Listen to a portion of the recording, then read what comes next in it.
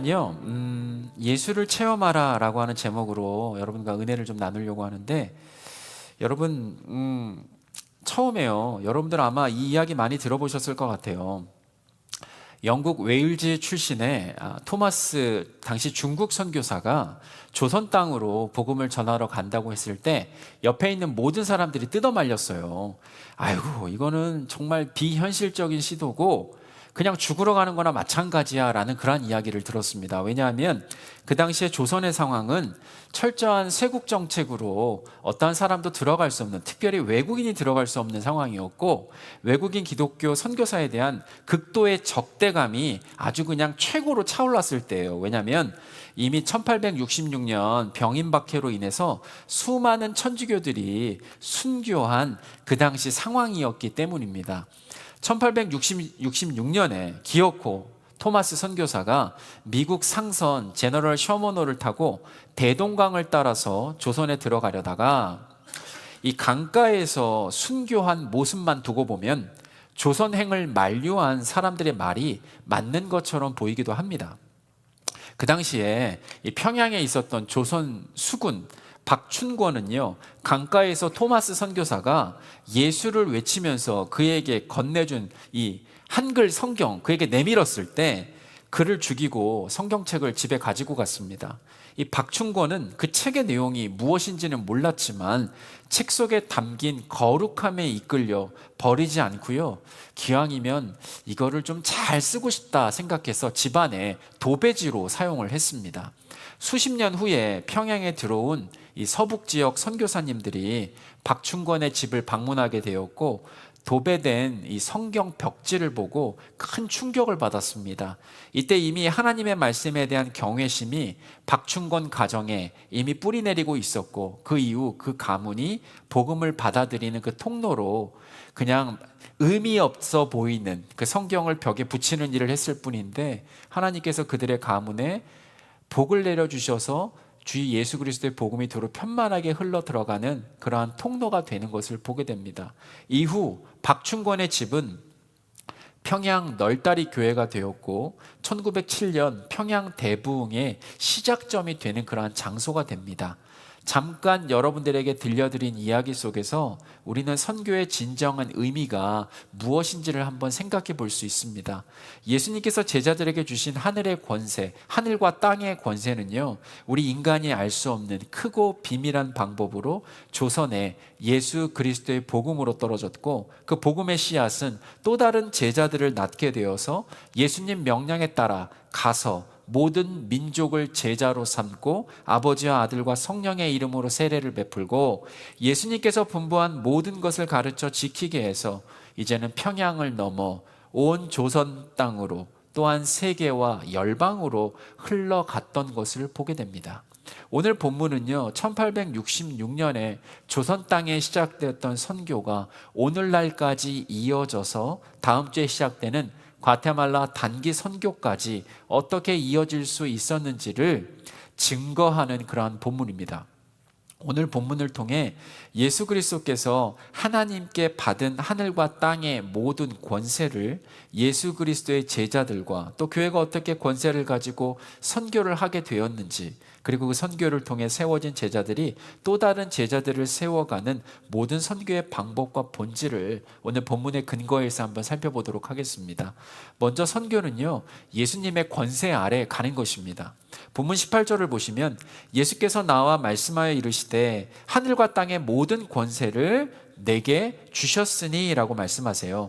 마태는 예수 하나님의 아들 그리스도가 하늘과 땅의 모든 권세를 가졌다는 것을 직접 보고 듣고 체험했습니다. 어떤 것들을 체험했을까요? 예수 그리스도께서 나병 환자의 손을 내밀어 깨끗하게 하는 것을 직접 보았습니다. 백부장의 하인을 말씀으로 고치는 것을 들었습니다. 바람과 바다를 잔잔하게 하시는 것을 체험했습니다. 그리고 귀신 들린 사람에게서 귀신이 떠나가고 혈루증 앓던 여인이 예수님의 옷자락만 잡아도 치유되고 소경 바디모의 눈이 떠지고 말 못하는 사람이 말을 하는 것을 제자들은 직접 보았고 들었고 체험했습니다. 이러한 모든 내용이 마태복음에 계속해서 증거되고 있습니다. 눈앞에서 벌어지는 광경만 봐도 생경하고 하늘과 땅의 권세를 가지신 예수님의 그 크신 능력으로 일어나는 모든 일들이 정말 대단한 일이었고 보도 듣도 못한 일이었는데, 예수님은요 하늘과 땅의 권세를 제자들에게 이제는 주시고 직접 그 일을 제자들로 하여금 경험하게 하십니다. 그 내용이 마태복음 10장 1절에 등장하는데, 예수께서 그의 12제자를 부르사 더러운 귀신을 쫓아내며 모든 병과 모든 약한 것을 고치는 권능, 영어 성경에 보시면 authority라고 되어 있는데요, 권세와 권능은 같은 말이에요. 원어도 같은 말이고, 한국말 이제 개역개정에서는 이렇게 다른 것처럼 보이지만 똑같은 말이에요. 권세와 권능은 같은 말입니다. 예수님께서 제자들에게 부어주신 권세 혹은 권능은 실제로 제자들에게도 동일하게 일어났습니다. 제자들이 가는 곳곳마다 귀신들이 떠나가고 병고침이 일어나고 약한 자가 회복되는 것을 통해서 하나님의 나라가 실제로 임하고 있는 것을 제자들은 직접 보게 되었습니다. 최근에 한 끼 합쇼라고 하는 프로를 봤어요. 예전에 한 끼 줍쇼라는 건 있었잖아요. 그냥 돌아다니면서 두들겨서 밥을 같이 얻어먹는 프로가 있었는데, 이제는 뭐라고요? 한 끼 합쇼라고 하는 프로가 생겼더라고요. 우리나라를 대표하는 셰프들이 연예인들과 일반 가정을 방문을 해서 그들 일반 가정 집에 있는 냉장고에 있는 식재료를 가지고 음식을 만들어서 함께 먹는 그런 프로였습니다. 집을 제공하는 일반인 입장에서는 평소에 자신이 먹으려고 사두었던 냉장고 재료들이 인류 요리사들의 손에 들어가자마자 와, 진귀한 요리로 탈바꿈되는 것을 바로 눈앞에서 보고, 또 음식을 함께 먹으면서 먹는 사람들의 탄성을 듣고 집에 방문한 연예인과 함께 그 음식을 직접 경험하는 것을 보았습니다. 식재료가 누구의 손에 있느냐에 따라 천상의 맛을 경험했는데, 예수님의 제자로서 이 세상을 다스리시는 하늘과 땅의 권세가 바로 하나님의 아들 예수 그리스도에게 있다라고 하는 것을 체험한 제자들은 이 땅에서 감히 비교할 수 없는 권세와 권능을 직접 경험했습니다. 이 세상을 누가 만드시고 이 세상을 누가 실질적으로 다스리고 있는 그분이 바로 누구인지를 확신하게 되었습니다. 12제자뿐만이 아닙니다. 파송된 70인의 제자들 또한 어떤 일이 있었냐면, 누가복음 10장 17절에 보니까 이렇게 기록이 되어 있어요. 70인이 기뻐하며 돌아와 이르되 주여 주의 이름이면 귀신들도 우리에게 항복하더이다. 이처럼 예수님께서 제자들에게 주신 권세, 권능은 실질적으로 이 땅에서 일어났습니다. 이 땅에서 나타났습니다. 이 땅에서 드러났습니다. 이 땅을 실질적으로 다스리는 하나님의 권세가 예수 하나님의 아들 그리스도에게 임했고, 그 능력을 받은 제자들도 동일한 역사를 이 땅에서 경험했습니다. 그런데 이제는 교회가 제자들을 통해서 권세와 권능을 이어받게 되었습니다. 이 말이 무슨 말인가? 마태복음 16장 19절에 보시면요, 내가 천국 열쇠를 내게 주리니 내가 땅에서 무엇이든지 매면 하늘에서도 매일 것이요 내가 땅에서 무엇이든지 풀면 하늘에서도 풀리리라 하시고. 여러분, 열쇠들은 요한계시록에서 권세와 능력을 상징합니다. 바리새인들은 사람들이 천국에 들어가는 것을 막는 자들이었고, 베드로는 그들에게 문을 열어주는 사람이었습니다. 예수님은 천국을 열어주는 권세와 능력을 베드로에게 주셨지만, 베드로는요 하늘 문을 열어놓고는 역사 속으로 사라졌습니다. 그러므로 하늘 문은 영원히 열려 있고요, 들어가는 열쇠는 필요 없는 상태가 되었습니다. 이와 마찬가지로 땅에서도 무엇이든지 매면 하늘에서도 매일 것이요 내가 땅에서 무엇이든지 풀면 하늘에서도 풀리리라고 하는 말씀은 이제 어떠한 구성원을 받거나 거부하는 권세와 능력을 교회에게 주셨다고 하는 말씀입니다. 교회는 이제 전도와 선교를 통해서 자기 죄를 고백하는 사람들을 하나님 나라로 데려오는 권세가 있고, 예수님의 가르침을 정확하게 해석하고 전파함으로써 새롭게 예수님의 하나님의 아들이 되는, 하나님의 자녀가 되는, 어떻게 해요? 사람들로 하여금 말씀과 실천에서 허락된 것과 금하는 것을 가르치는 권세를 받았습니다. 이제 교회는 전도와 선교를 통해 새로운 그리스도를 양육하고 가르칠 때 하나님이 주신 권세를 가지고 하게 됩니다. 여러분, 이 권세는 영원한 생명을 누리게 할 수도 있고, 이 권세를 잘못 사용하게 되면 시험과 올무에 걸리게 할 수도 있기 때문에 정말 중요한 권세와 능력입니다. 여러분, 누구에게 authority라고 하는 것이 주어지면요, 이거를 갖다 막 휘두르면 뭐라고 얘기하죠? 전횡이라고 합니다. 옳고 바른 일에 하나님 나라에 들어갈 수 있는 길을 터준다면 이거는 주님께서 원하시는 권세와 권능을 사용하는 방법이잖아요. 그러므로 이번 과테말라 단기 선교는 하나님이 예수님이 제자들에게, 제자들이 어떻게 해요? 교회에 전달된 권세를 가지고 파송을 받는 것입니다. 이 권세를 통해 제자들을 어떻게 해요? 활짝 열려있는 천국의 문으로 과테말라 청년들을 인도하기 위해 교회가 가는 것이죠. 그곳에서 주신, 어떻게 해요? 그곳에는요, 예수님이 주신 권세가 임할 것입니다. 제가 아까 찬양 불렀잖아요. 예수님 권세, 예수님 권세, 예수님 권세, 내 권세, 예수님 권세, 예수님 권세, 예수님 권세, 내 권세. 할렐루야, 할렐루야. 예수님 찬양합시다. 할렐루야,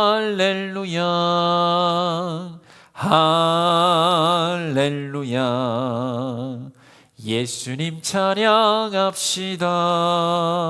여러분, 어떤 권세가 일어나냐 하면 예수님께서 이 땅에 행하신 치료의 권세, 귀신을 쫓는 권세가 과테말라에 일어나게 될 것입니다.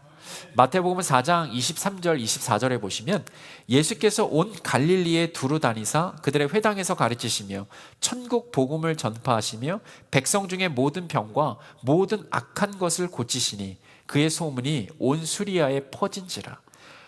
사람들이 모든 앓는 자, 각종 병에 걸려서 고통당하는 자, 귀신 들린 자, 간질하는 자, 중풍병자들을 데려오니 그들을 고치시더라.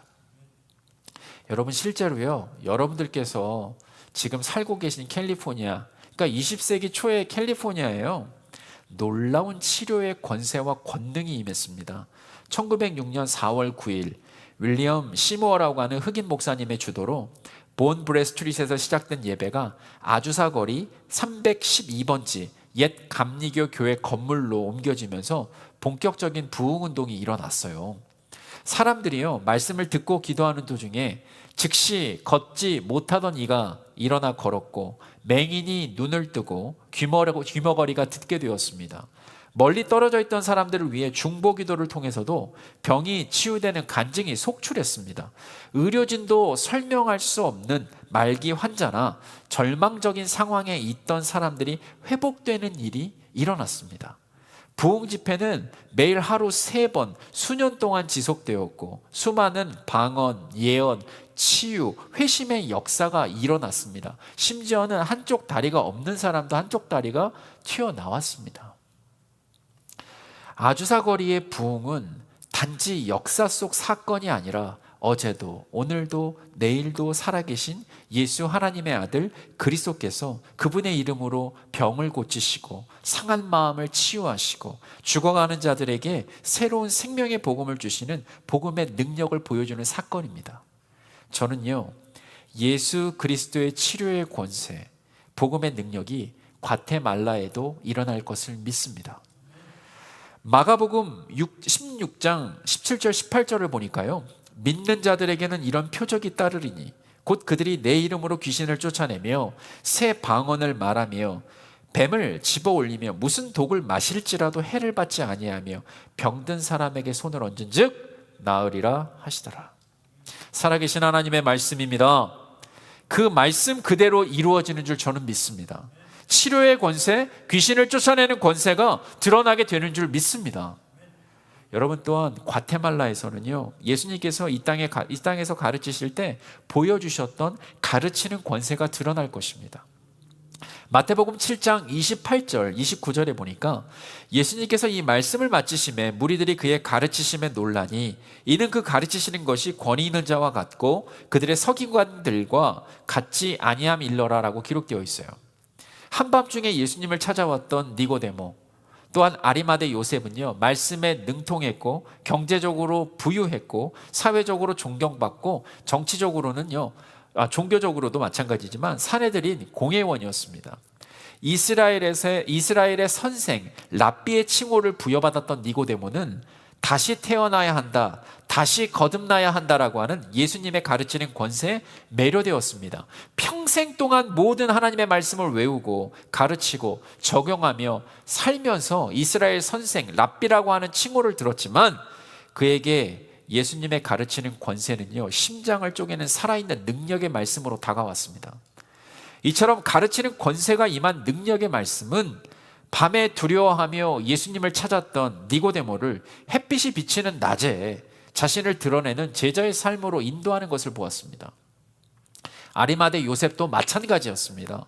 살기 등등한 예루살렘에서 빌라도를 찾아가서 예수님의 시신을 달라고 요청하면서 내가 예수의 제자임을 목숨을 걸고 온 세상에 드러내는 것을 보게 됩니다.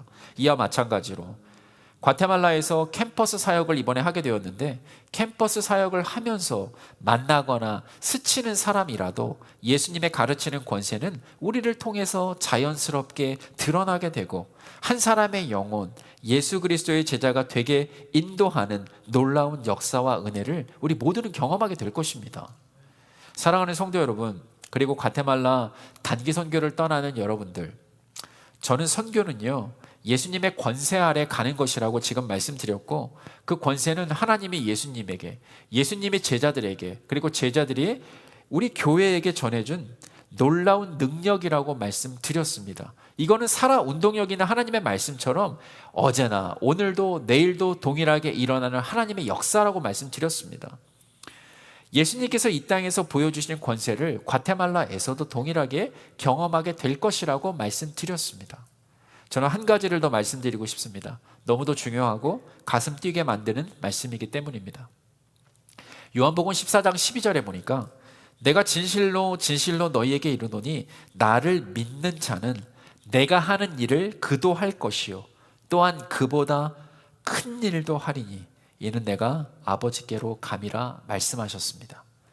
예수님을 믿는 자는요, 예수님이 하신 일, 하나님 말씀을 선포하고 병든 자를 고치고 귀신을 쫓아내고 사람을 살리는 사역을 내가 하는 그 일을 그도 할 것이요 라고 분명하게 말씀하셨습니다. 여기까지는 우리가 공감할 수 있지만 우리가 상상할 수조차 없는 신비로운 말씀을 주님께서 하십니다. 그보다 큰 일도 하리니 라고 도전하십니다. 예수님이 이 땅에서 이루신 사역보다 질적으로, 양적으로, 영적으로 더 위대한 사역을 하게 될 것이다 말씀하십니다. 여러분, 이게 믿어지십니까? 예수님은요, 이스라엘 지역에서만 사역하셨어요. 그러나 이제 우리는 더 큰 지역을 향해, 열방을 향해, 세계를 향해 나아가고 있습니다. 예루살렘과 유대와 사마리아와 땅끝까지 가는 사역을 감당하고 있고 감당하게 될 것입니다. 이스라엘 지역에서만 예수님은 치유하시고 고치시고 회복하셨던 그 사역을 5대양 6대주에 걸쳐서 수천, 수만, 수백만이 주님께 돌아오는 그 일에 우리는 쓰임받게 될 것이다 라고 우리 주님이 우리에게 말씀하셨습니다. 예수님께서는요, 아버지께로 가시지만 성령이 오심으로 예수님의 제자들은 더 많은 곳에서 더 많은 사람들을 감동, 변화시키는 사역을 감당했고 감당하고 감당할 것입니다. 이 모든 것을 예비하신 예수를 체험하기 위해 우리는 과테말라로 가는 것입니다. 제가 첫 번째는 뭐라고 말씀드렸죠? 선교는 예수님의 권세 아래 가는 것이다 라고 말씀드렸어요. 두 번째는 뭐냐면 선교는요, 예수님의 제자를 삼기 위해 가는 것입니다. 예수님께서 십자가에 죽으시고요, 3일 만에 부활하시고 승천하시기 전에 제자들에게 예수님께서 명령하신 내용이 오늘 본문입니다.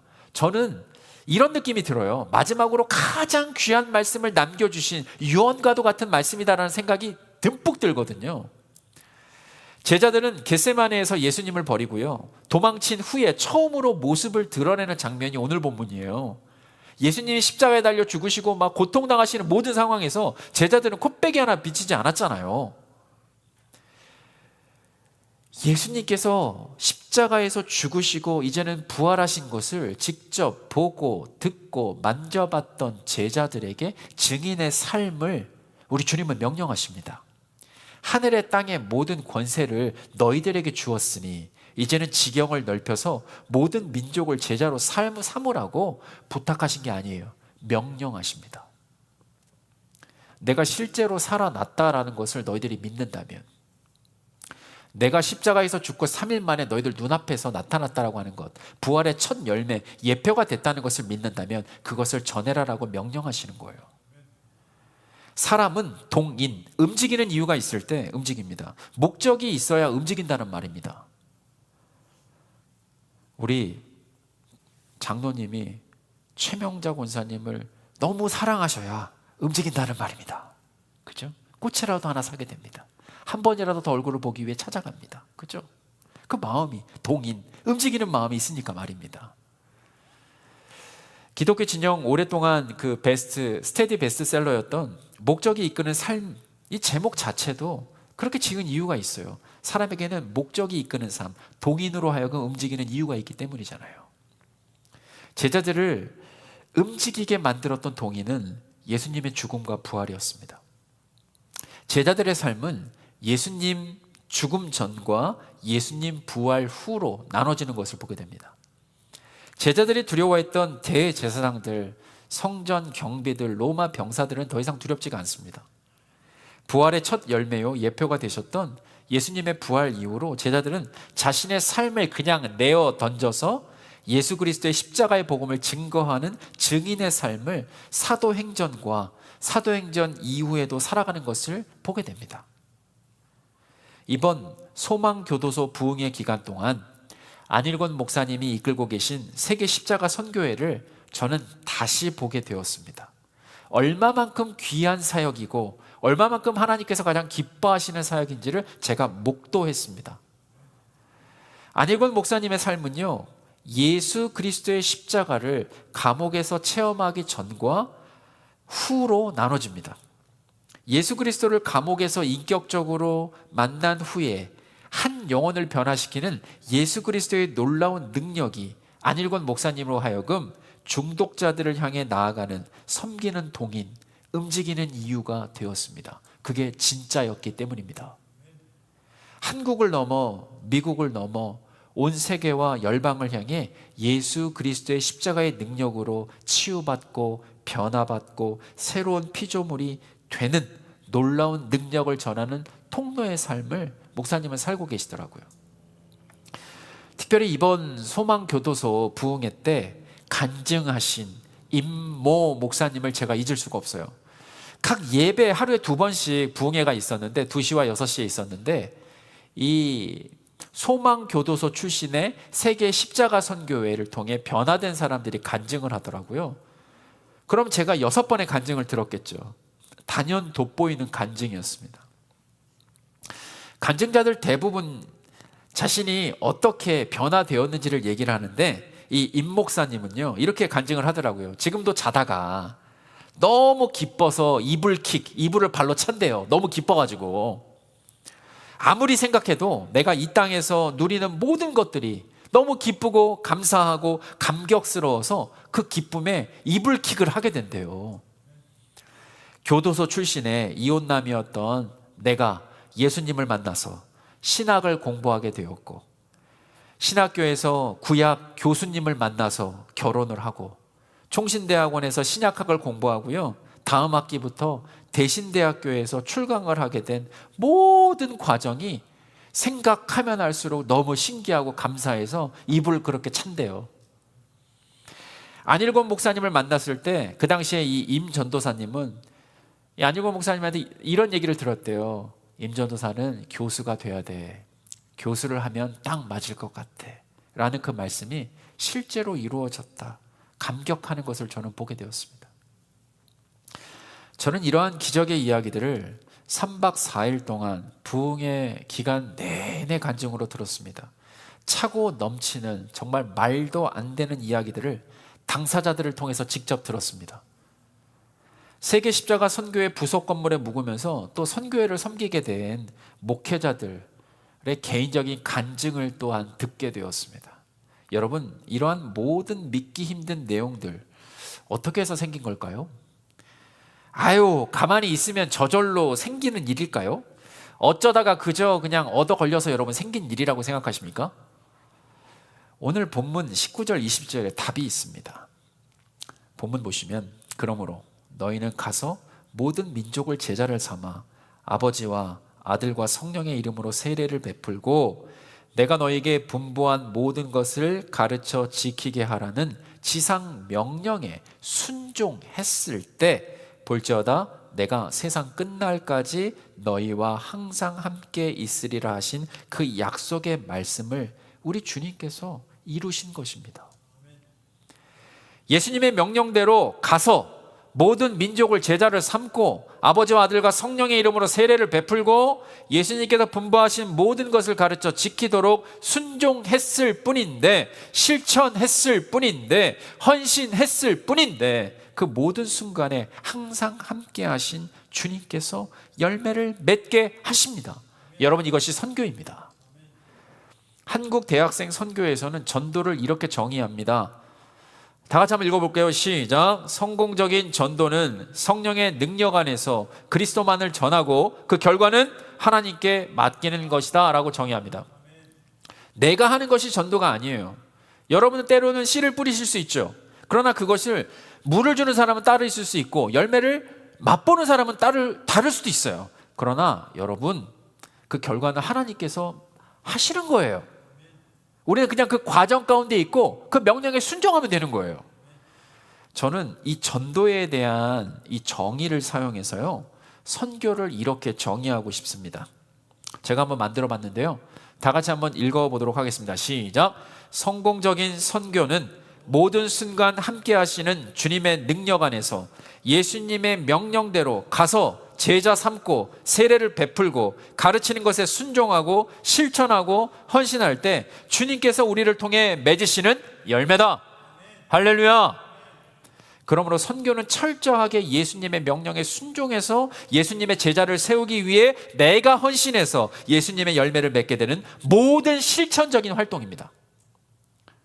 이게 선교고 저게 선교고 구분을 지을 이유가 없어요.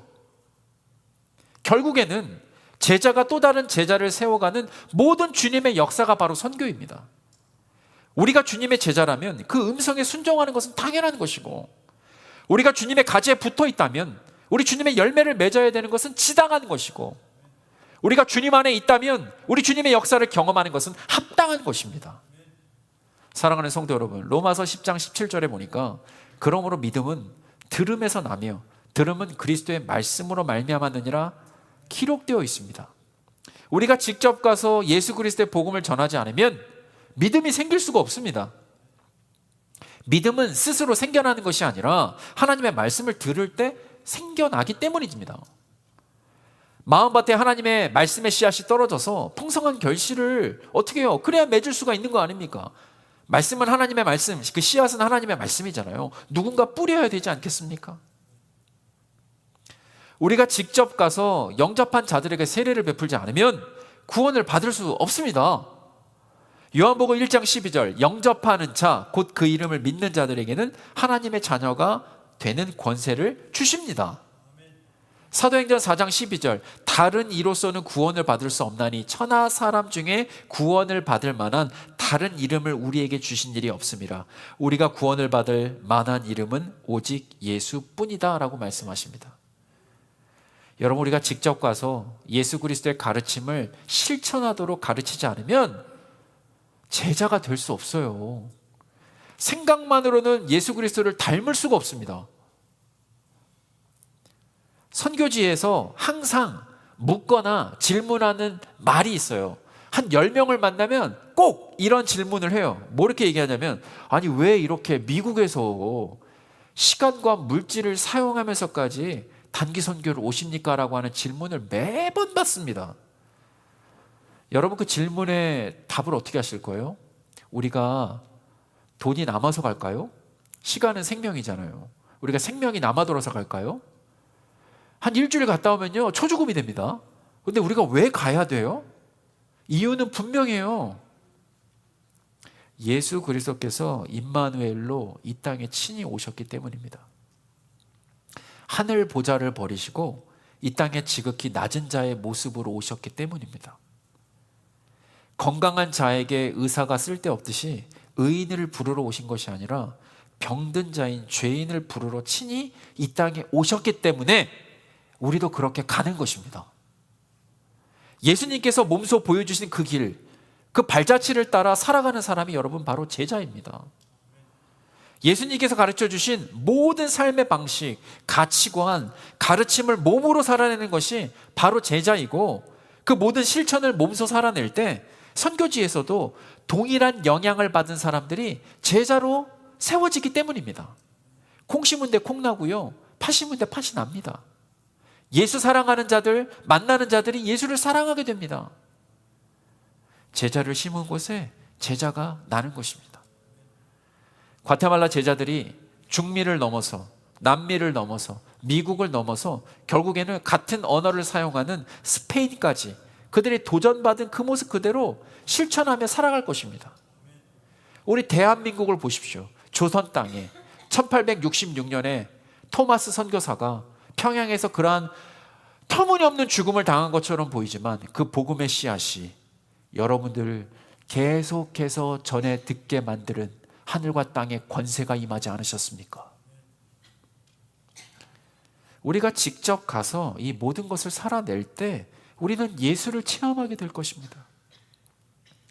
세상 끝날까지 어제도 오늘도 내일도 신실하게 우리와 함께 하시고 역사하시는 주님을 여러분 생생하게 체험할 것입니다.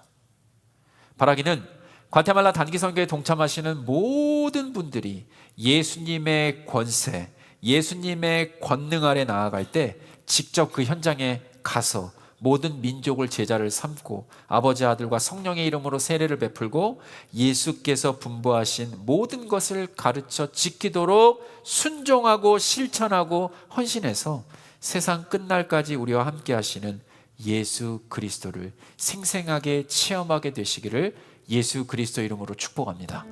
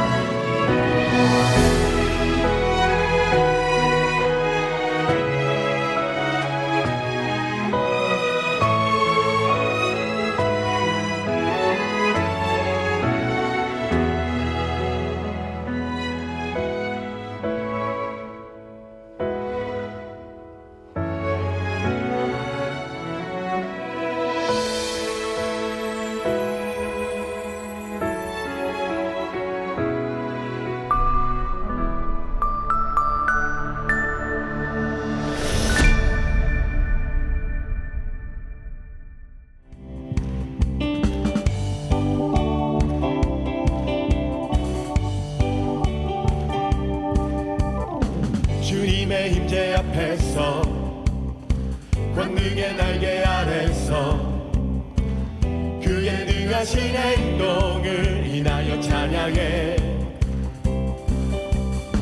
주님의 임재 앞에서 권능의 날개 아래서 그의 능하신 행동을 인하여 찬양해.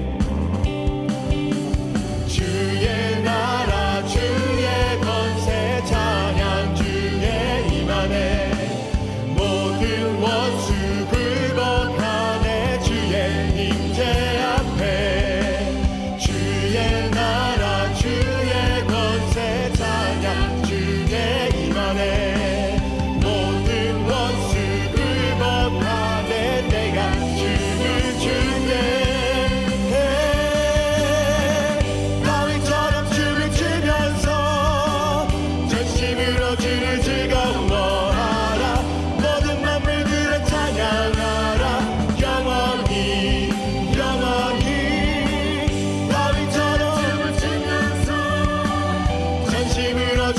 즐거워하라 모든 만물들아 찬양하라 영원히 주님의 임재 앞에서 주님의 임재 앞에서 권능의 날개 아래서 그의 능하신 행동을 인하여 찬양해 주님의 임재 앞에서 주님의 임재 앞에서 권능의 날개 아래서 그의 능하신 행동을 인하여 찬양해 주의 나라 주의 권세 찬양 중에 임하네 모든 원수 굴복하네 주의 임재 앞에 주의 나라 주의 권세 찬양 중에 임하네 모든 원수 굴복하네 내가 춤을 출때 다윗처럼 춤을 추면서 전심으로 주를 즐거워하라 모든 만물들아 찬양하라 영원히 영원히 다윗처럼 춤을 추면서 전심으로 주를 즐거워하라 모든 만물들아 찬양하라 우리 목소리로 고백합시다 다윗처럼 춤을 추면서 전심으로 주를 즐거워하라 모든 만물들아 우리 마지막으로 다윗처럼 춤을 추면서 전심으로 주를 즐거워하라 모든 만물들아 찬양하라 영원히 영원히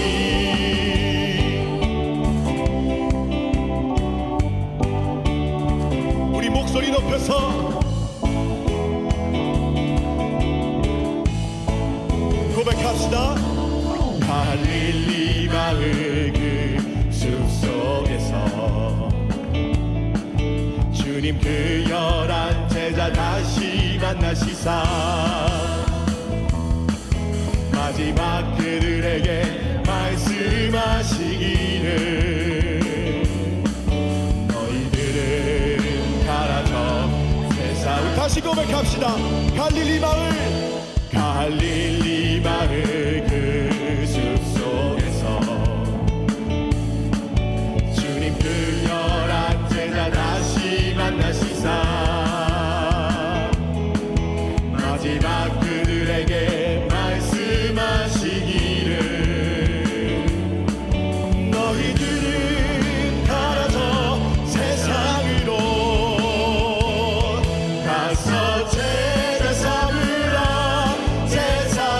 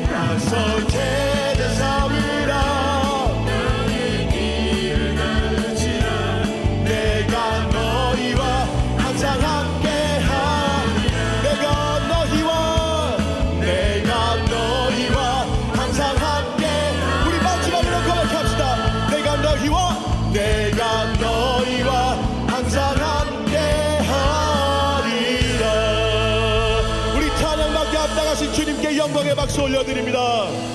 할렐루야.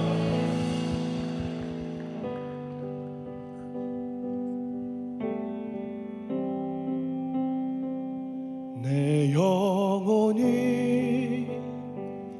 은총 입어 중한 죄짐 벗고보니 슬픔 많은 이 세상도 천국으로 와도다. 할렐루야 찬양하세. 내 모든 죄 사함받고 주 예수와 동행하니 그 어디나 하늘나라.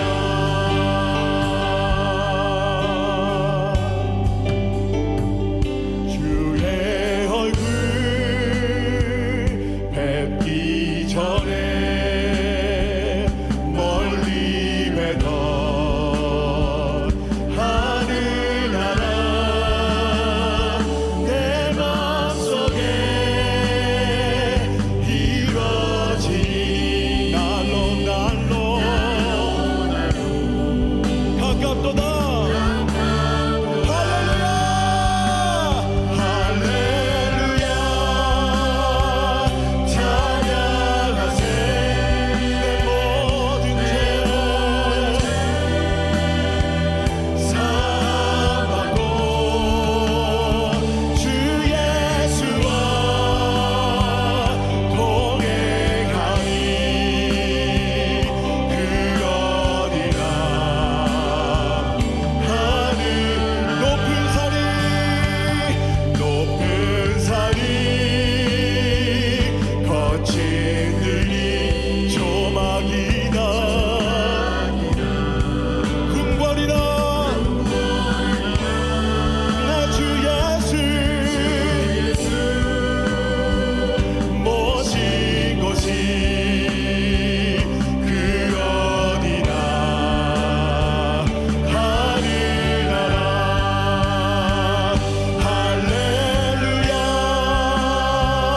찬양하세. 내 모든 죄 사함받고 주 예수와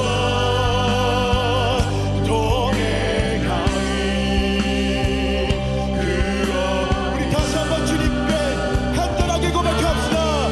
할렐루야 할렐루야 찬양하세. 내 모든 죄 사함받고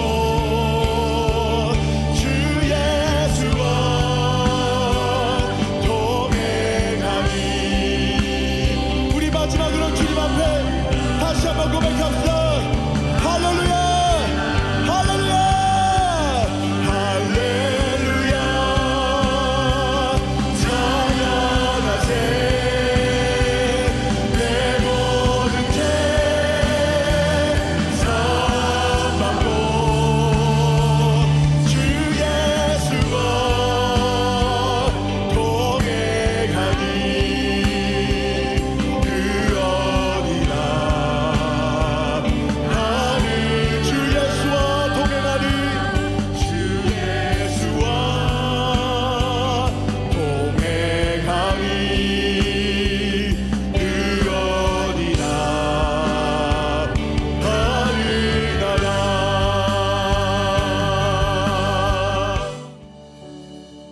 죽임 당하신 어린 양 모든 족속과 방언 백성과 나라 가운데서 우리를 비롯사서 하나님께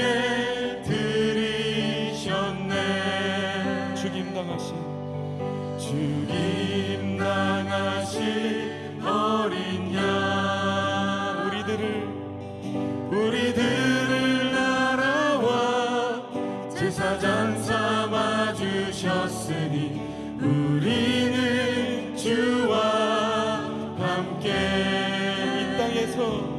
이 땅에서 다스리리. 죽임 당하신 어린 양 그 능력과 부와 지혜 힘과 존귀와 영광 찬송 받으시기에 합당하신 어린 양.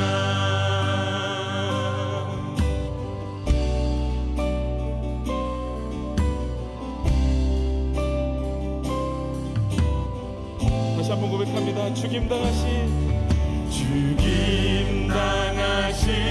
어린 양 모든 족속과 방언 백성과 나라 가운데서 우리